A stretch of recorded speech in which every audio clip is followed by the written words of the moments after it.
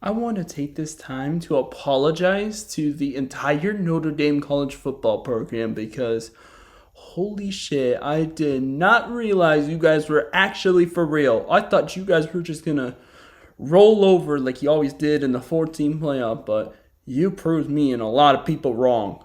This also means that every single conference champion in college football this year has been eliminated that made the playoff. We haven't even gotten to semifinals yet, and every conference champion is out. Like, how the hell did that happen? They were my national championship pick, and man, I fucked up. I still think the SEC is going to reign supreme when it matters most, unfortunately.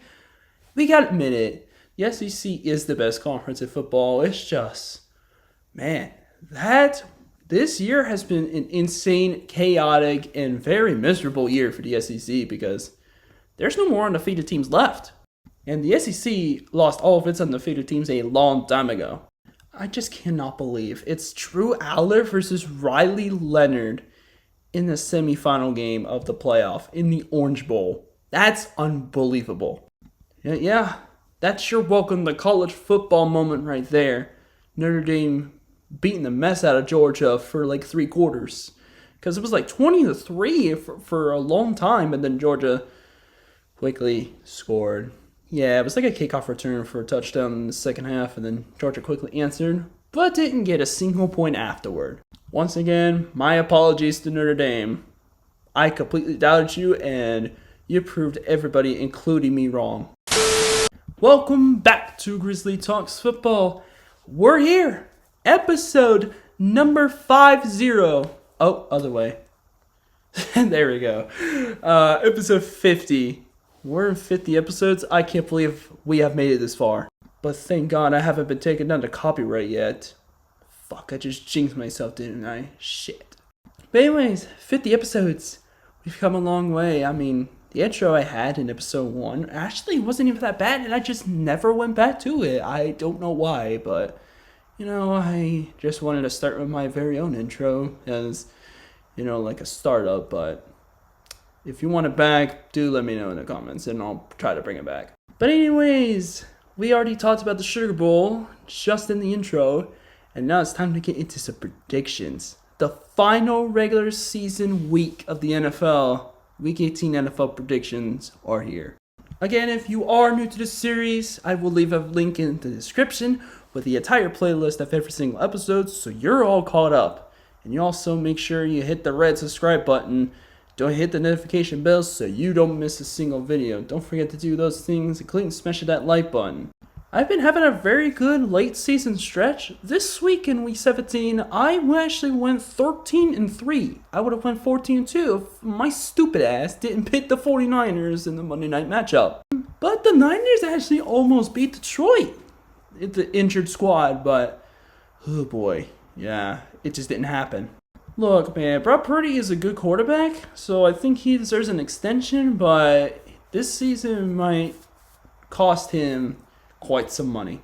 And anyways, my record heading into the final week of picks in the regular season is 173-83. No chance for 200, but we still got one more chance to perhaps run the table. We got 5 teams going for 2 playoff spots, and we got 2 other teams going for the top seed of the one conference that I will talk about very, very soon.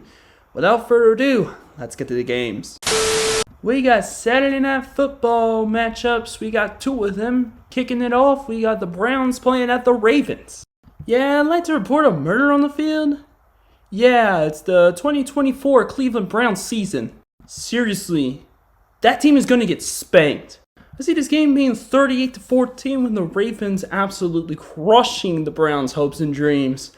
But at the same time, they're going to get a high draft pick from this. Ravens are going to absolutely dominate their competition tomorrow, and they are going to clinch the AFC North and the 3 seed. This Ravens team really can beat the Bills in the divisional round, assuming Buffalo doesn't choke in their wildcard matchup.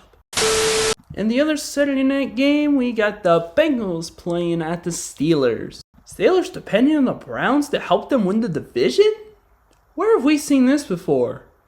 Oh wait, 2018, which, newsflash, was Lamar Jackson's rookie season in the NFL. History is going to repeat itself, unfortunately, with the Ravens beating the Browns, but Steelers are still going to fight for that 5 seed to be able to get a free trip to the divisional round against a very much struggling Houston team. Bengals are also fighting for a playoff spot. I know their defense has gotten a little better, and for some reason, the Steelers' defense had a very awful game, but again, it was against the Chiefs. And this is the Bengals, which the defense is going to struggle with as well. Oh, shit. The fact that Pittsburgh has to go against 2 potentially top 5 offenses in the NFL, top 3 offenses in the AFC, is very extraordinary. Oh, wait, no. The Chiefs aren't top 3 in the AFC. Come on. That's Bengals, Ravens, and Bills. Maybe top 10 for the Chiefs. I don't know. But anyways, the fact that the Steelers struggled against a worse offense than Cincinnati's offense against the Chiefs really has me concerned about what the Bengals might do to the Steelers. This game is definitely going to be really close. I think 38-35, Cincinnati gets the big upset. Let me just say something. The Bengals defense has gotten better. Steelers defense has gotten worse. And once again, Steelers did struggle against the offense of the Chiefs that are worse than the Bengals offense. Let me just say that right now, Cincinnati could pull this into a trap game. And that's exactly what they're going to do in Pittsburgh. Kicking off the Sunday 1 o'clock slate, we got the Panthers playing at the Falcons. Atlanta wins this game 31-21. It's going to be closer than a lot of people think. Some people think this should be a blowout, but Panthers offense has gotten better. It's just a shame that defense can't replicate. And the fact that the Falcons defense has gotten better, especially against, the Raiders and Giants. Maybe the Commanders in the first half, but still, they choked in the late stages. In the clutch factor, they just have none in that game against the Commanders. But I don't know about these close games, the high chance of splitting a series with a rival is quite insane. But Carolina can make this very close if Bryce Young plays as well as he did in that one stretch, especially when he played against Kansas City and almost beat him. Let me just say, the Panthers had a defense, they would be around 500 and maybe had a shot at the division. But the defense isn't there. As far as Atlanta, I like what I've been seeing from Michael Penix. I know he's thrown only 1 touchdown and 2 picks, but here's the thing. He looked good on tape. And especially against a bad defense like Carolina, he should have his breakout game of the season. I'm going to guess 235 yards and 2 or 3 touchdowns. Passing. Because Bijan's going to do the rest. He's going to get 120 rushing yards at least and at least a touchdown. Up next, we got the Houston Texans playing at the Tennessee Titans. Here's the dilemma. Titans are definitely tanking, and Houston, there's really no point on playing their starters because they're not moving anywhere but the 4 seed. I still think Houston's going to win this. I'm going to say 17-13. It's going to be a close game because Titans actually have a pretty solid defense. As much as I hate to admit that because this team sucks, they still have a good defense. Let me just tell you, the Titans defenders are really going to keep this game close. They're going to keep the Titans in this game, but Houston's going to survive somehow. CJ, this is really your last chance if D'Amico Ryans wants to play the starters for you to really show that you still have what it takes to win a wild card game again. Up next, we got the Giants playing at the Eagles. Oh yeah, it's at least a double murder this weekend. Yeah, Giants are taking. Unfortunately, they lost their chance to secure the number 1 pick. And the Eagles are playing to really improve their resume so that the 7th seed can get that light work done to them. I see the Eagles winning this in blowout fashion. Let's say 35-10. This won't be close. Maybe Jalen Hurts returns for this game, but there's really no point in playing him. Especially when you have Tanner McKee throwing 2 touchdowns in his 4 passes that he threw last week against Dallas. As for Giants, Drew Lock looked impressive against the Indianapolis Colts, but come on. Come on, Brian Daboll. You gotta be tanking. You gotta be going for a high draft pick. You can't be trying to win against the Eagles. Like, seriously? Up next, we got the Jags playing at the Colts. Here's what I don't understand. Why can't the Colts beat the Jags in Jacksonville, but when it comes to Indy, they can beat the Jags there? You're supposed to be good at the road and at home. Like, what are you doing, Indy? Right now, I think Indianapolis is going to beat the Jags. Let's say 27-24. This game will actually be a lot closer than people think. Matt Jones might have another pretty decent game, but the rushing attack should be a lot better. But the Colts actually have a really solid defense. If the quarterback situation can be a little bit better, they can win this game by a lot. But considering it's either AR5 and Joe Flacco, yeah, this is not looking good for at least how the final score would look for Indianapolis. But both these teams are tanking. They really have no chance of making the playoffs, so it really comes down to who wants to get a higher draft pick and who wants to make their record look better. Next up, we got the Commanders playing at the Dallas Cowboys. The scenes if Washington loses to Dallas would be absolutely devastating. But I still see Commanders winning this game. It is going to be close, though. I'll say 28-24. Dallas could make this game close, especially with the rushing attack, but at the end, Jalen Daniels proves that he is going to be the Rookie of the Year as far as offense goes. And he's going to find a way to come back in this game this time against Dallas and win it. Cowboys have upset the Commanders before. They have the potential to do it again, though. But it really doesn't help them at all. They want a higher draft pick. They better lose this game at home, even if it's for the home fans. Washington is in the playoffs, but they could go for a higher seed if the right cards fall the right way. Up next, we got the Bears playing at the Packers, one of the oldest rivalries in NFL history, if not the oldest. Bears are just too much of a disaster. They fired Eberflus, and then ever since then, they haven't won a single game. Yeah, Green Bay is going to win this one. It won't be close. 31-10 is my final. NFC North, besides the Bears, have been really strong, and you're going to find out why in one of the later games, because the matchup and the stakes that are on the line in that game is going to be impressive. But the Packers are really a third wheel, but they are still a good team. They are still a good team. I will say that. Green Bay will definitely get the job done here to secure their 6th seed. Coming up next, we got the Saints playing at the Bucks. I have to root for the Saints to win the division, but then again, it's better that we don't win the division and get absolutely smacked by whoever loses between the Vikings and Lions and has to play them in the respective home stadium of either Tampa or Atlanta. But the Bucks are definitely winning this one, hands down, 34-13. Saints literally have nothing to play for. I mean, their whole team is banged up, and they got Spencer Rattler playing quarterback, and he has not been doing well. He's been struggling a lot. Saints just really have no pulse in this game. Bucks are going to really take advantage, and they're going to start scoring at will just like they did the last time they faced each other. But please, Saints, please beat these guys to give us the satisfaction that we need. In the final game of the 1 o'clock slate for Sunday, we got the Bills playing at the Patriots. Is at least 3 teams considered massacre? Because that's exactly where I'm starting to head into. Bills win 41-10. There's just no way that the Bills are going to make this game even close. They're going to blow these Patriots out. There's just no way the Patriots should be even close to beating the Bills. But apparently last matchup proved otherwise. Josh Allen's definitely pissed. This team is guaranteed to have the 2 seed, but they're going to play the backups. They're playing Trubisky. Patriots don't exactly have a defense or an offensive identity. But Drake May is trying to give some hope to New England fans. But if I were the Patriots, I would try to lose this game to secure the number 1 pick. Because right now, the Patriots are the ones that have the number 1 pick right now. The path to draft Travis Hunter, it could end right here. But, you never know. Kicking out the 4:25 slate for Sunday, we got the Chargers playing at the Raiders.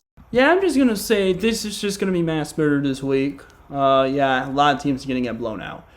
This is a 4th time Chargers are going to kill the Raiders 31-17. Like, come on, man. I know the score doesn't look like a blowout, but here's the thing. Raiders have no pulse whatsoever. Chargers are trying to get a better seeding so that, they're trying to play Houston. If the Steelers lose and the Chargers win, I think the Chargers get the 5 seed, I'm very sure, because I believe they're both the same record. So it would be nice for the Chargers to get the 5 seed here and try to play Houston, but it really depends on the Saturday games.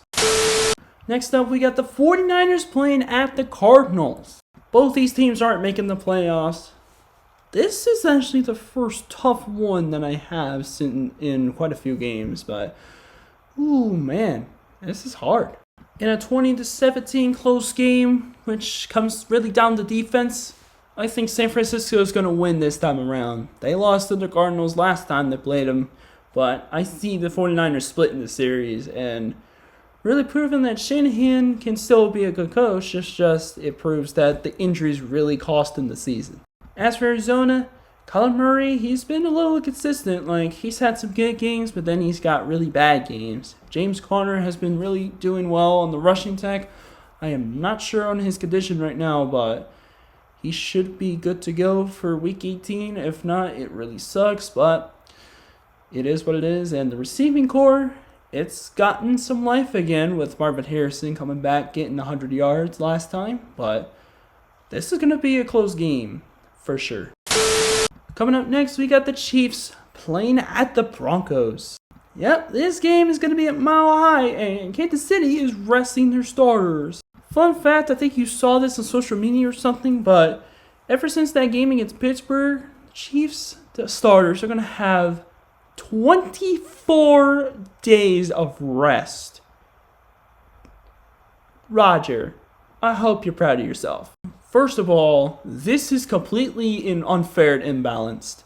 Like, 24 days of rest? Are you nuts? And second, yeah, the backups are playing, and people are saying Carson Wentz is going to beat the Broncos. You got to be fucking high if you really think so. I'm telling you, Carson Wentz had one good season, and then he completely fell off. Like, he's falling into obscurity, and he's going to continue to fall. This game will be close, though. I think Carson Wentz will make this game close, but the Broncos are going to win 27-24 over the Chiefs' backups, eliminating Cincinnati and Miami from any sort of playoff contention. Sean Payton has done a nice job of turning this team around, and how bittersweet would it be if Sean Payton led this Broncos team to 10 wins for the first time since they won the Super Bowl back in 2015. Bo Nix has been a very solid quarterback for the Broncos as a rookie, and I see him continuing to get better. I seriously do. All those naysayers saying that Bo Nix was going to be a bust, yeah, you were totally wrong. I was right all along about Bo Nix. He was going to be a good quarterback. And sure enough, after a slow start, he really improved, and he proved me right. It would be bittersweet to see the Broncos beat the playoffs with a 10-win team. It'd be really nice. Go make it happen, Broncos. Next up, we got the Seahawks playing at the Rams. Seahawks are still looking to try to at least salvage their season, even though they are eliminated. How interesting would it be if Seattle would have won this game and finished the season with 10 wins, but still didn't make the playoffs because they were already eliminated by Washington beating Atlanta? I don't think the Rams really have anything to play for because they are still going to be the 3 seed and they're going to more than likely play the Packers. I think the Rams are going to play their backups and saying that their position is not going to change whether they play their starters or not, or whether they win this game or not. I see Seattle actually winning this game in a pretty close one. 24-21 will be my final. Geno Smith hasn't been as good of a quarterback as he was maybe like last year or something like that, but he's still a pretty solid quarterback, I will say that, but I think they really need to make a change in that spot. At least give him a backup in case he gets hurt. Because Sam Howell's not doing it for me. Other than that, they have a very solid defense. They have a good receiving core. Running back room, unfortunately, got riddled with injuries. Defense also had the same issue. The injuries really cost them here. But the team is really gelling together. Rams team is also gelling together. But the pass rush is not going to be able to carry this defense by itself. The linebacker core, I mean, it's underrated, but it's like not the best talent. Neither is the secondary. I have really good faith that Seattle can pull a big upset here and win this game, salvage their season as a 10-win team that almost made the playoffs. In the final 425 game on Sunday, we have the Dolphins playing at the Jets. There is no way that Miami can lose 2 season closers in a row. The last one was to lose out on the division. The second one is with the playoff berth on the line. Seriously. If they somehow do lose to the Jets, I know someone who is going to be furious and really upset. But anyways, Dolphins should win this game 28-17. This game could be close, but Miami should have the upper hand in this matchup. They obviously have to play their starters. They better hope Tua will be able to play against New York, because if he's not, the defense is going to probably eat their lunch. No need to worry about fantasy points. All you people that have Tyreek Hill as your number 1 pick, you don't have to worry about that, or Tua. I think the Miami defense will have a comfortable game against Aaron Rodgers. You just need to make sure the defensive backs are ready to cover the receivers, because on paper, that receiving core is supposed to be a very solid one. As for the Jets, their defense could be trouble if Tua is out for this game, but as far as the defense goes, or as their offense goes, Aaron Rodgers, oh boy. Really depends on how well he's going to play and how much he really cares about this game, because the Jets season is a lost cause at this point. I don't think the Jets are really going to play that seriously. And here we go, the final regular season game of the 2024 NFL season on Sunday Night Football. We got the Vikings traveling to Detroit to play the Lions. This is what it comes down to. This is the battle for the number 1 seed and the lone first round bye of the NFC side in the playoffs. Loser doesn't get that bad of a thing either, because it's pretty much a free ride to the division round against an NFC South team. But then again, the Bucs did win as a 4 seed the last time they played against a 5 seed, so who knows? Not me. Both these teams have been incredible this season. Both are 14-2 heading into this game. Literally, once again, the winner takes the top seed of the NFC. Lions have been riddled with injuries as of late. Vikings have been red hot. They really have been. Everybody has been really saying that, the Vikings might be declining after the 2 losses they had in a row. Guess what? One of them was against Detroit. Detroit's losses were to Tampa Bay and Buffalo, showing that this season could really be anyone's season of the top contenders. I would love to pick the Vikings right now, but I don't want to risk being called a clown again. I'm going to take Detroit in this one. This could be the best game of the year. I'm saying 38-35. Lions with a win over the Vikings. They still have Jared Goff, they still have Jahmyr Gibbs, they still have that great receiving core. Lions still have the amazing defense and the best offensive line in football. This is the most complete Detroit's team ever, and I cannot wait to see what they do in the postseason. Who knows? They could make the Super Bowl. At least there's no San Francisco in the way to really get in their way of the chances of making the Super Bowl. The NFC really comes down to 3 teams. Lions, Eagles, and Vikings. Those are the 3 teams that in the NFC that really have the best chance of making the Super Bowl. In the AFC, I gotta say, the top 3 teams in my opinion, Chiefs, Bills, Ravens. Those are the top 3 teams, no question. As for the Vikings, look, even if one of these teams lose this game, they still have a free ride to the division round, pretty much, because it's against the NFC South division winner. This is why I'm kind of hoping that the Falcons don't beat the Panthers, because it really saves us a absolute ass whooping in the wild card. But as of here, I say Detroit pulls it out and makes it as the 1 seed. I really hope you guys have enjoyed this incredible journey through this regular season. It's been such a blast giving you my insight and my analysis on every single NFL and college game that really mattered. And I cannot wait for what the future holds for 2025. I really do. That's going to do it for this episode of Grizzly Talks Football. If you enjoyed this episode, make sure you smash that like button. Don't forget to hit the red subscribe button, hit the notification bell, so you don't miss a single video. This is the Grizz, and that's all from me. Until next regular season, well, I will see you guys in the playoffs, but until then, I will see you guys later. Peace.